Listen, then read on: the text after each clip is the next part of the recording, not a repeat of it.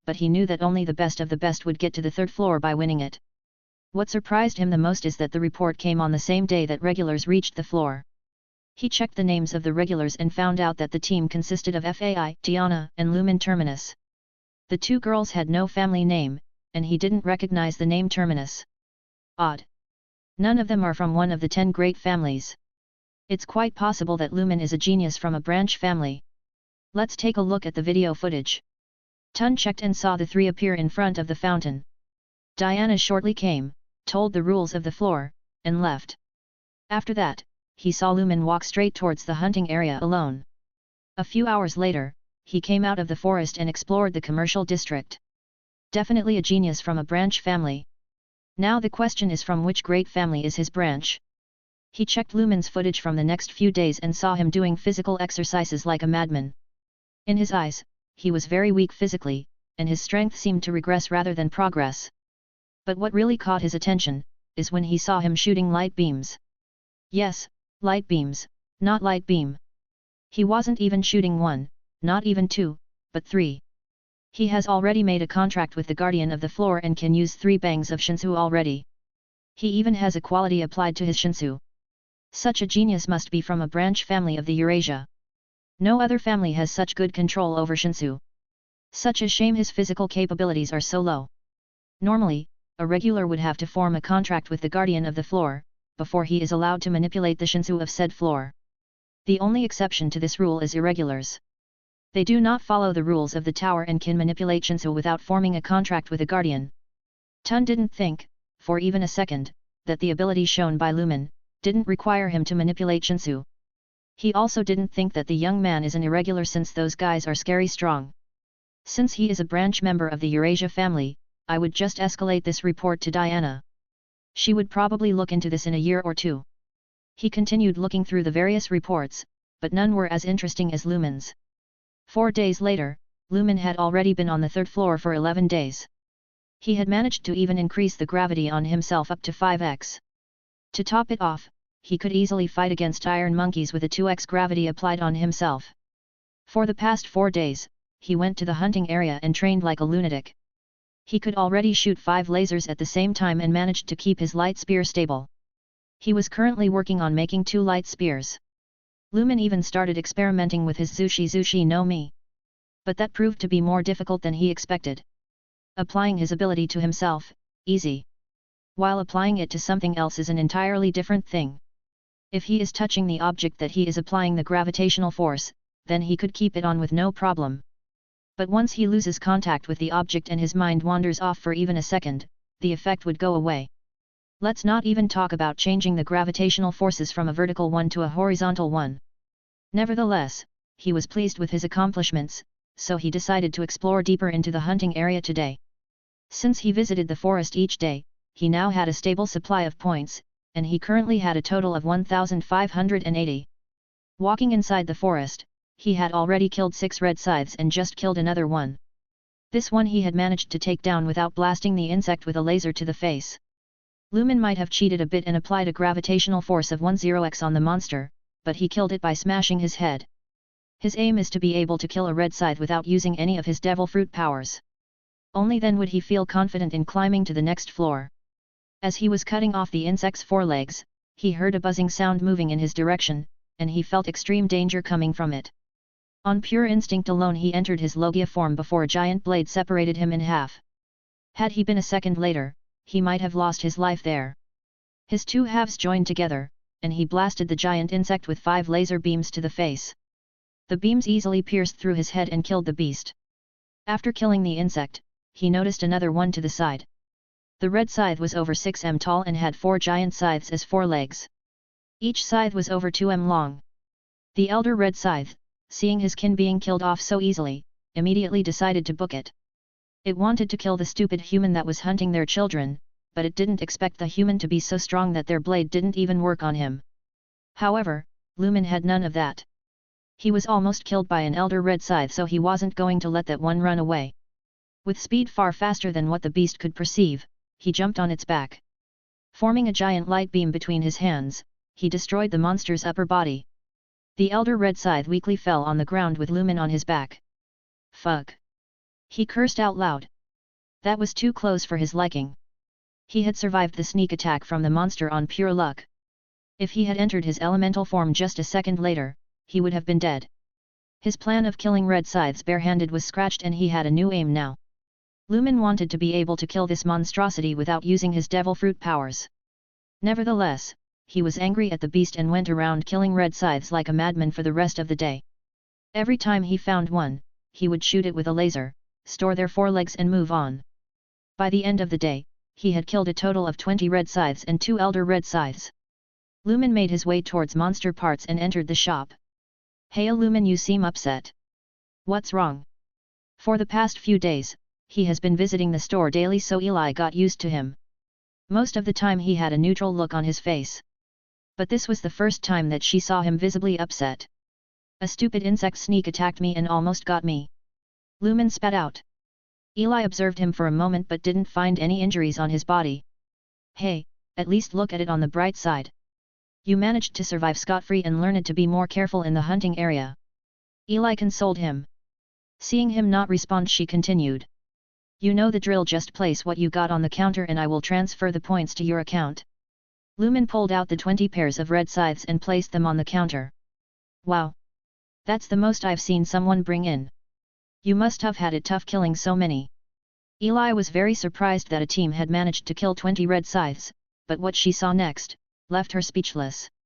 Lumen pulled out 8 2m long red scythes and placed them on the counter. Clearly, those were from Elder Red Scythes. Eli's eyes nearly popped out of her socket and her mouth hung open. Looking at the 2m long blade, she didn't know what to say. This was the first time she had ever seen one, and there were 8 at that. So Lumen's team must have killed 2 Elder Red Scythes. How amazing is that? Eli didn't even know when was the last time a team had hunted an Elder Red Scythe, but it was definitely over 100 years ago. She has been working at monster parts for the past 80 years and no one has brought such a thing before. She already knew Lumen and his team were strong, but now, she looked at him like looking at a monster. After a moment, she regained herself and sent 1-800 points to Lumen's account. He quickly left the building, visited a restaurant for a hearty meal and went to bed. By the end of the day, he had a total of 3,280 points to his name. Eli, on the other hand, quickly sent an urgent report regarding this.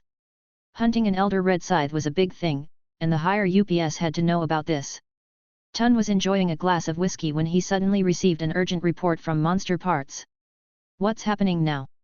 Did the rest of the regulars from the second floor finally reach this one and are causing a commotion? He looked over the report and noticed that it's regarding Lumen. Him again? What did he do? Tun had to read the report a few times to make sure that what he read was correct. He simply couldn't believe it. Hunting an Elder Red Scythe was a big deal since it would mean that a group of monsters has appeared. But that wasn't the case here. He knew better than anyone that Lumen went to the hunting area on his own. Not once had he seen him enter the forest with someone else. He was always alone. Tun did double-check the footage from today just to be sure, but Lumen definitely entered alone. This guy's a monster. Lumen is from a branch family of the Eurasia family, so if I don't tell Tiana she will kill me. But if I wake her up from her nap, she would also kill me. In the end, he decided to risk and went to inform her. Using his rights as an administrator of the floor, he teleported himself to a giant ship in the sky. The ship had a cloaking system, so the regulars didn't even know that it was there. Tun reached Diana's room and mustered up his courage to knock on it. Knock knock knock. Tiana, I have something urgent to report to you. Creator's thoughts. Gunner runner. I did an OOPSI in chapter 7 and said Tiana is a test administrator when she is in fact the floor ruler. It's been fixed now. Thanks for reading. Leave a comment if you enjoyed or if you have any suggestions. Comment. 50 comment. Vote. Chapter 10, Third Floor, 4. The next day, Lumen was on his way towards the hunting area, when he got intercepted by a purple-haired woman wearing a blue tracksuit. Tiana seemed hesitant for a moment, but she mustered up her courage and asked him. Can we talk for a moment, please? I promise I won't take too much of your time. Please. Lumen didn't know what she wanted, but he decided to listen to what she has to say. Tiana explained that after they arrived on the third floor, she and FAI didn't know what to do and wandered around searching for a team they could join. The two didn't have much success until they met the leader of the Guardian team on the third floor of the small tower. He called himself Tench and told them his team has the highest chance of passing the floor, since they would only need to win against the next challenger team. He offered them the opportunity to join their team, and in exchange, they would have to become his women and offer all their points to him. Tiana, disgusted by that offer, adamantly refused. But Fai, who had no problem with the proposal, immediately accepted. That caused a lot of problems for Tiana since Tench now knew that they had a lot of points for newcomers. The regular, greedy for her points, gave her an ultimatum that she would either become his woman and give all of her points to him, or she will never leave the third floor alive. From that point on, the other teams on the floor refused to even listen to her offers of joining them. To top it off, Tench would send his teammates to pressure her in joining his team. Since she constantly refused their offer, they had taken a more forceful approach. Luckily, she had escaped to one of the apartment buildings, where fighting is prohibited. For the past few days, Tiana had barely managed to escape them, all thanks to the 3 observers she had purchased. She was at her wit's end and didn't know what to do. In the end, she decided to look for Lumen and ask for his help. He might be cold-hearted, but she didn't have another choice. Since you need a team of at least 7 to pass the floor, she figured she might have a chance with him. You are very strong, but you would still need teammates if you want to climb the tower. Please, help me become strong like you. I don't want to rely on others to climb the tower, I want to do it with my own strength. Please, I would do anything. Desperately she asked him. Anything? What if I also ask you to become my woman? Lumen questioned her. Then, I would refuse. I would rather die than forcefully become someone's woman. Tiana answered with conviction. Lumen, impressed by her resolve, contemplated her offer. She was correct that he needed a team to pass the floor, so he decided to give her a chance. I will give you 1 chance and 1 chance only. Starting today, you will train with me every day. Should you quit even once, we will go our separate ways. Thank you so much.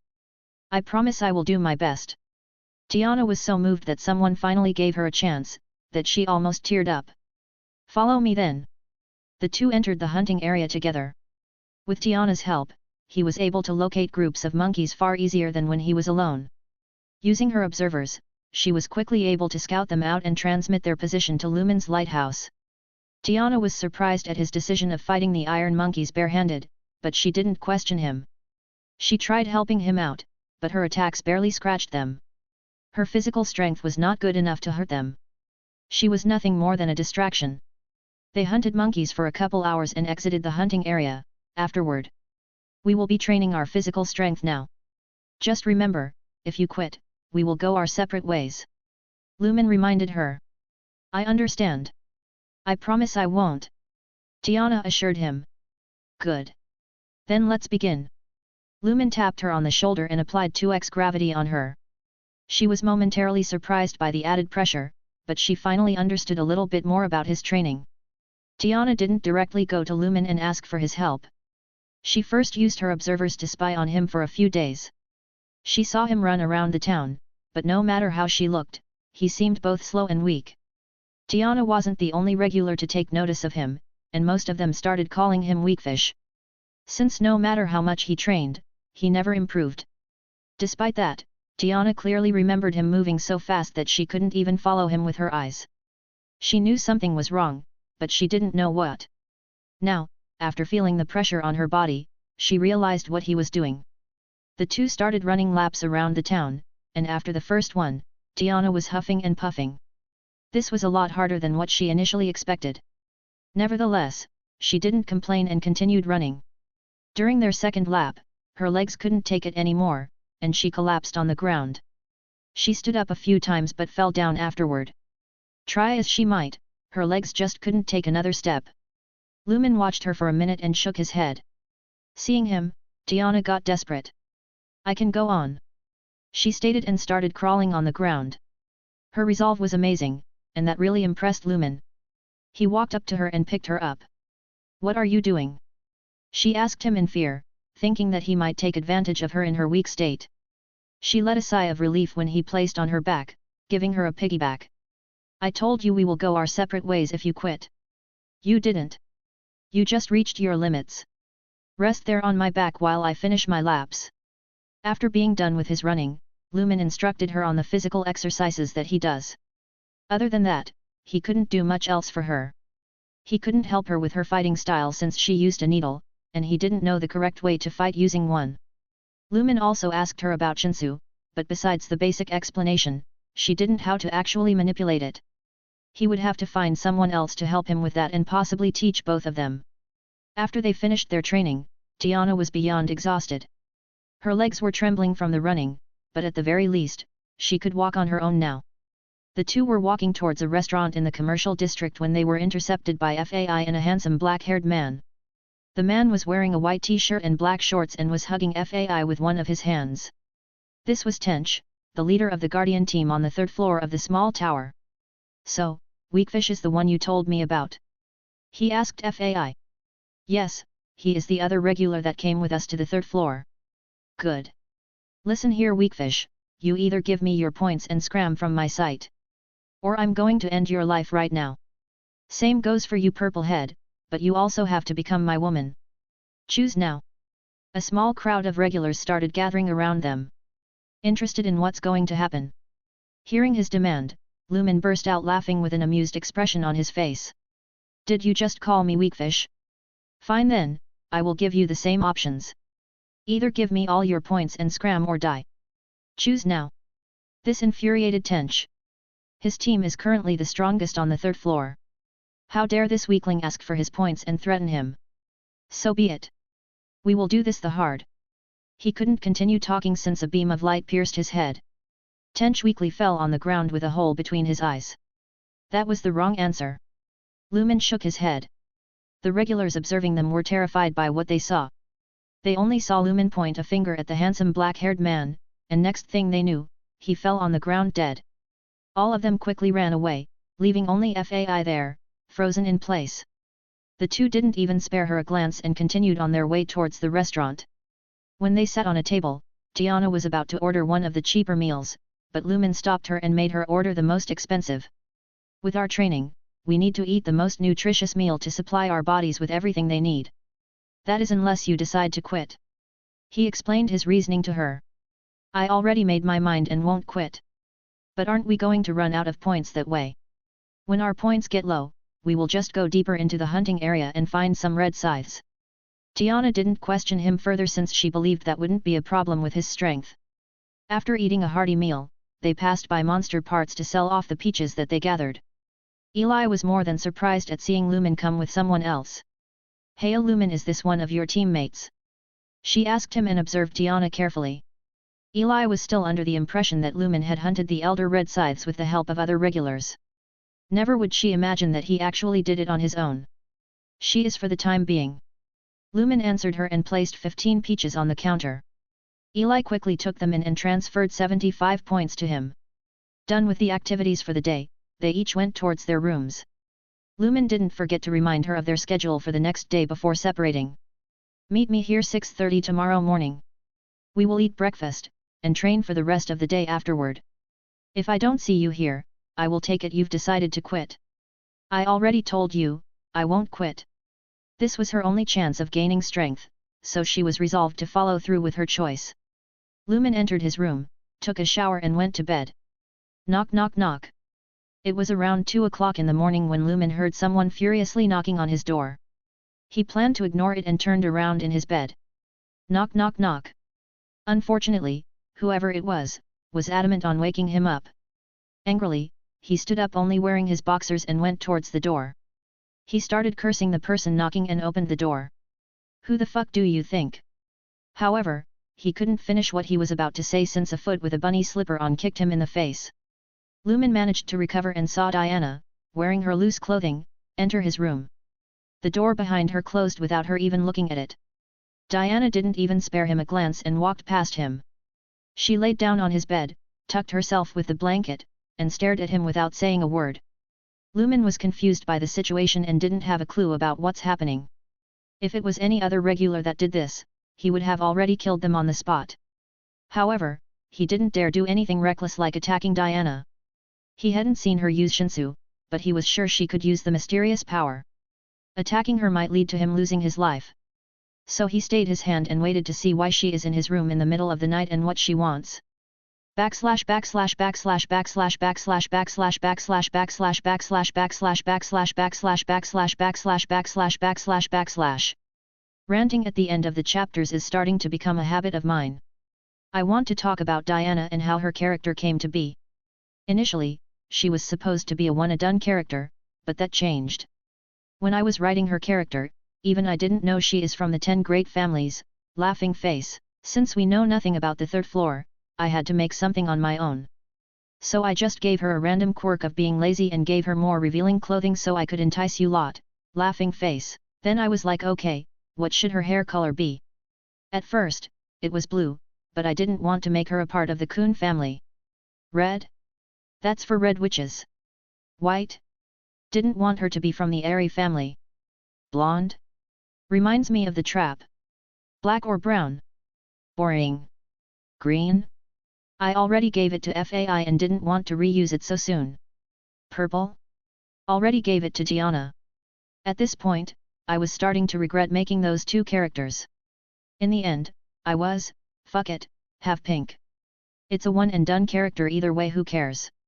Next day, I was reading about the 10 great families so I can plan out a few OC characters in the future, and I read through the Eurasia family.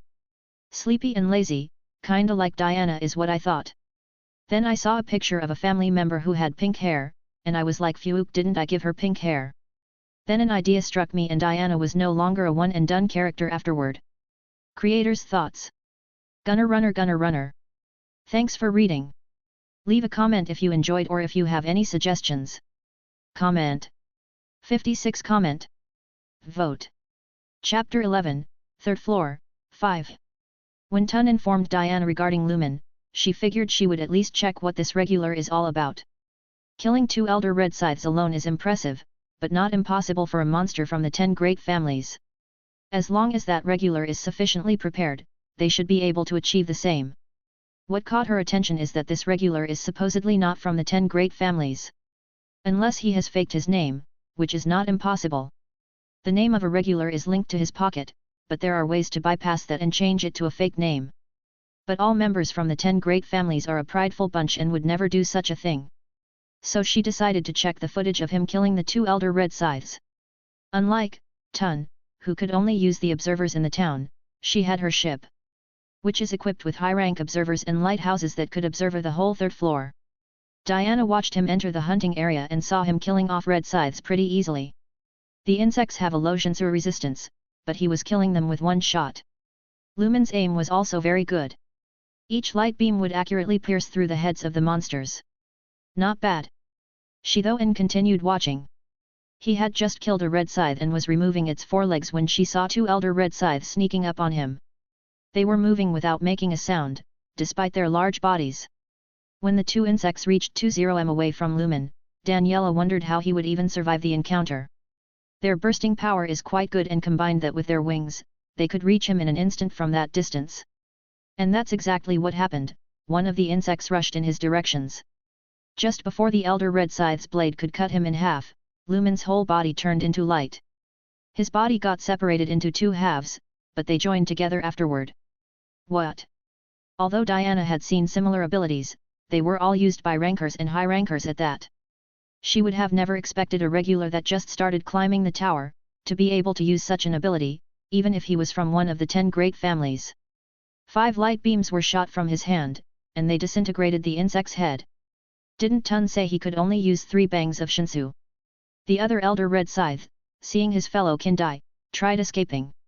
With speed far faster than the insect, Lumen appeared on his back and killed it in the same manner he killed the previous one. Didn't Tun say he is weak physically and that he is pretty slow? Tiana was slightly interested in Lumen, but now, he had her full attention. She reviewed all of his footage, starting from the day he entered the 3rd floor. After watching his footage, she was more than astonished by what she saw. In the beginning, he could only shoot 2 light beams, but within 10 days, he improved that to 5. He saw him training his body, and every time he improved, he would become weaker the next day. That puzzled her for a bit, but then she saw him tap an iron monkey, and the monkey weakly fell on the ground, barely able to move a muscle. Some form of weird pressure? Is he using that on himself to train his body? That's pretty smart. Tiana continued watching, and a bit of excitement was building inside of her. She saw him take a red scythe from his pocket and open a large wound on his hand with it. A white flame burst out, and the wound healed in a matter of moments. Yeon family's flame? But the color of their flame ranges from yellow to red, not white. Afterward, both of Lumen's arms turned into wings made of white flame. Is he a canine person? But he looks like a human. After he played around with his wings for a bit, his whole body turned into a bird made of white flames. Definitely not a canine person. They can't transform their whole body. So many abilities shown by a regular that just started climbing the tower? That seemed nearly impossible. There is absolutely no way he is a regular with those abilities, but he was climbing the tower. So there was only one option left. He is an irregular. Tiana reviewed the footage again and focused on observing how he manipulates Shinsu. That's when she realized that Lumen wasn't manipulating Shinsu at all. None of his abilities required him to manipulate it in any way whatsoever. Definitely an irregular. Maybe, just maybe, I would be able to leave this stinky floor in the future. Joy filled her at the small chance of finally leaving the third floor. It has been hundreds of years since she was banished here. Not allowed to take even a step outside the third floor. She stood up from her bed with not a single clothing on her body and started pacing around the room. What to do? What to do? Bah, let's go and meet him directly. Hopefully, he is not like Urag. Quickly, she put a few clothes on her naked body and wore her favorite slippers, before teleporting in front of Lumen's room. It was 2 o'clock in the morning, but that didn't matter to her. Tun woke her up because of him, so she has the right to wake him up as well. Tiana knocked on his door and wondered how to greet him. That's when she heard him cursing at her. You dare curse at me? You will see how I will deal with you. She thought. The moment the door was opened, she kicked him in the face and sent him tumbling back inside.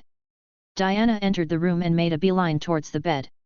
Standing up is not her thing, so she laid down and tucked herself in. Just the right amount of warmth. Maybe I could forgive him for cursing at me. Tiana studied Lumen for a moment before breaking the awkward silence between them by asking him a series of questions. You can't manipulate Shinsu, can you? All of your fancy abilities don't require Shinsu, right? Ah. You are not a normal regular, aren't you? Lumen, still delusional from being woken up in the middle of the night, could only respond with weird sounds. You are an irregular, right? The last question sobered him in an instant. He might still be unaware of exactly what an irregular is, but he knew that they are not really liked by those in the tower. Lumen was ready to turn into his Logia form and do something. He didn't know what, but he was prepared to at least try and escape. Be at ease. I'm not here to hurt you. I came to make you an offer. Seeing him tense up, she explained herself. An offer? What is it? Still, on his guard, he decided to listen to what she has to say. It's very simple. Since you don't know how to use Shinsu, I will teach you. In exchange, you will kill a certain man for me. Lumen did need someone to teach him about Shinsu, but there was something off about the offer. Who is it that you want me to kill, and why do you need me to kill that man? Killing is his specialty, but he wouldn't blindly agree. Tiana hesitated for a moment but answered him. I want you to kill King Zahard. King Zahard? Isn't that Yuri's father? He questioned. You know Yuri? That's surprising. But no, he is not her father. Although Yuri is a princess of Zahard, she is not his daughter. There are numerous princesses of Zahard. Every 100 years or so, a woman is chosen to become a princess. Once chosen, they are imbued with Zahard's blood and gain a part of his power. That doesn't come for free, though. In exchange for that power, they have certain limitations on them. For example, they must not have a relationship with a man, and they may not have a child. They must not help an enemy of the empire, and they may not enter the floor of death. Those princesses are also encouraged to fight each other and gather the 13-month series. They consist of an arms inventory and 12 sentient ignition weapons. If a princess manages to get a hold of all the 13-month series, she would then become Zahard's wife. My sister, Eurasia N. Zahard, is also a princess of Zahard. Our father is Po B Dagustang, and our mother is Eurasia Blossom. 2 heads of the 10 great families. The moment she mentioned her sister and family, her eyes started watering. My sister was the strongest princess at her time. She managed to get a hold of 2 of the 13-month series. From that point on, she changed. She became crazy, and sometimes she killed for no reason at all, especially members of the Zahard family. In the end, she was captured and sealed away. After that, they blamed the reason for her going crazy, on the fact that she had the blood of 2 of the 10 great families. Marriages between their families were forbidden afterward, and I was banished to be a ruler of the 3rd floor. In order to limit the damage I could cause when I become crazy as well. Yet, hundreds of years later, here I am still sane as always. Now, if the reason my sister became crazy is not that she had the blood of 2 of 10 great families, then what is it? The only difference between the 2 of us is that she had the blood of Zahard and 2 of the 13-month series. So I believe that one of those 2 is the reason she became like that. I don't know how or why, but I'm sure Zahard had something to do with it. Tiana finished her story and looked expectantly at Lumen. You didn't answer why you need me to kill Zahard. Can't you ask someone else to do it? From her words, Lumen understood that she has been on this floor for a very long time. So why didn't she ask someone else? Because only an irregular could kill him. Zahard made a contract with the floor guardians. He is invulnerable to harm from anyone who came from the tower.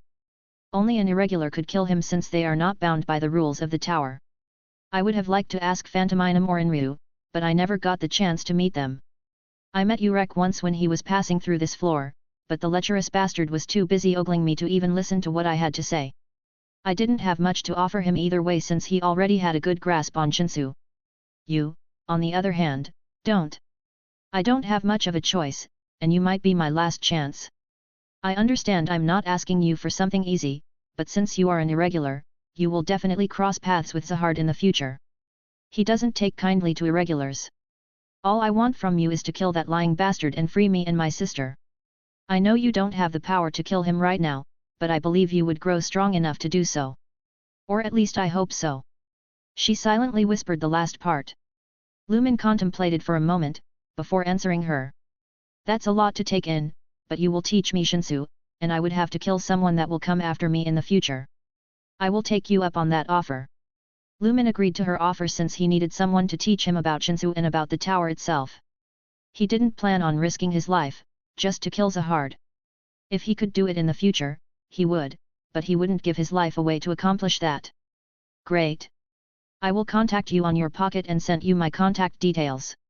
Now get out of the room. What do you mean? This is my room. I'm already nice and warm here, and I don't plan on moving. I sleep naked, so you are going to leave the room now. Tiana ordered him. No. You leave my room.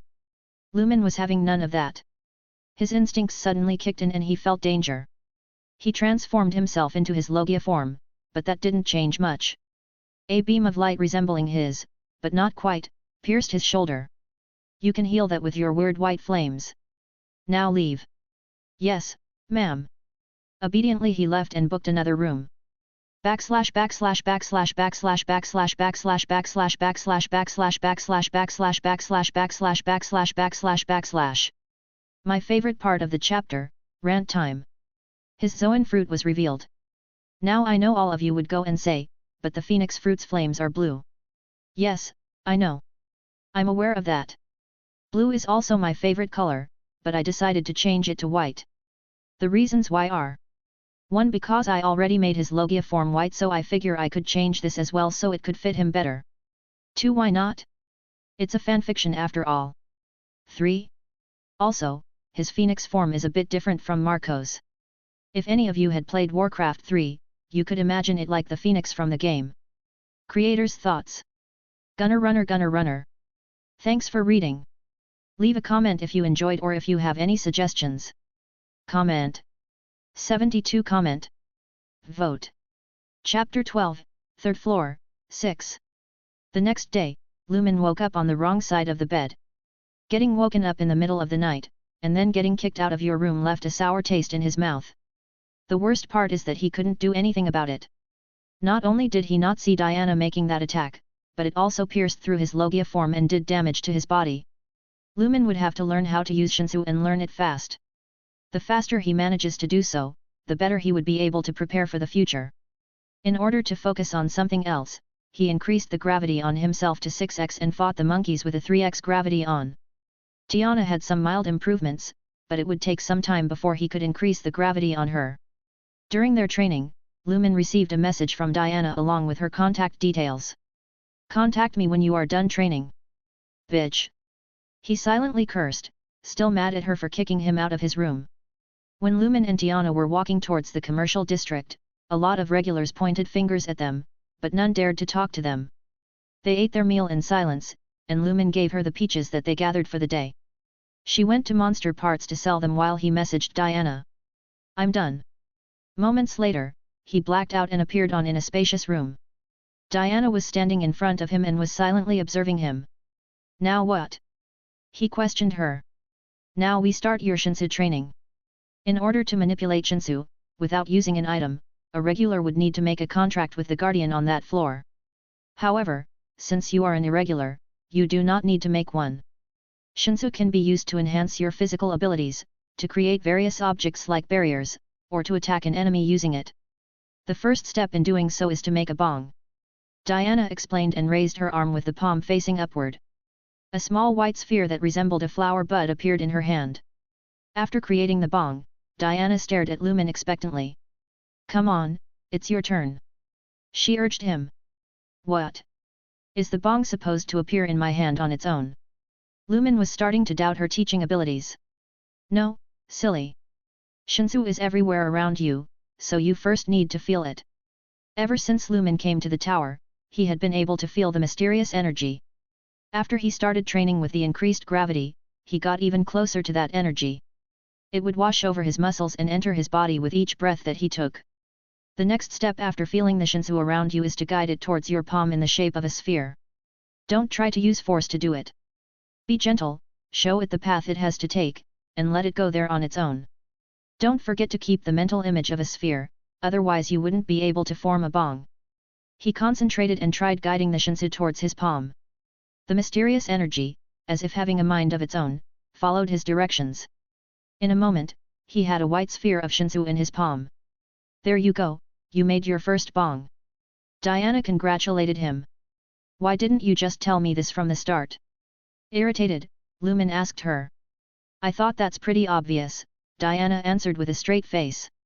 Both of her parents are one of the greatest wave controllers in Tower. Her father, Po B D'Augustin, is more on the technical side of controlling Shinsu, while her mother, Eurasia Blossom, relied on her instincts to do so. Although Diana had a better understanding of how she is controlling Shinsu, thanks to her father, she relied heavily on her instincts like her mother. Controlling Shinsu and breathing were the same thing in her eyes. "Since you made your first bong, now you have to learn how to manipulate it." Diana started juggling the white bud in her hands. After showing Lumen, she looked at him expectantly. Lumen rolled his eyes at her lack of explanation and tried imitating her. He tried making the bong move around, but after a couple failed attempts, the Shinsu dispersed. He formed another bong in his hands and tried again. Remembering her words, "Don't force it, guide it," he tried coercing the Shinsu to move around. He was successful, and the bong danced in his hands. Diana watched him with a proud smile on her face. After playing around with it for a few minutes, he made the bong fly in Diana's direction. She let the Shinsu ball land on her, but it caused her no damage. "Tsch." He clicked his tongue in annoyance. "Already getting cocky, aren't we?" Next thing he knew, he had a small hole on his shoulder.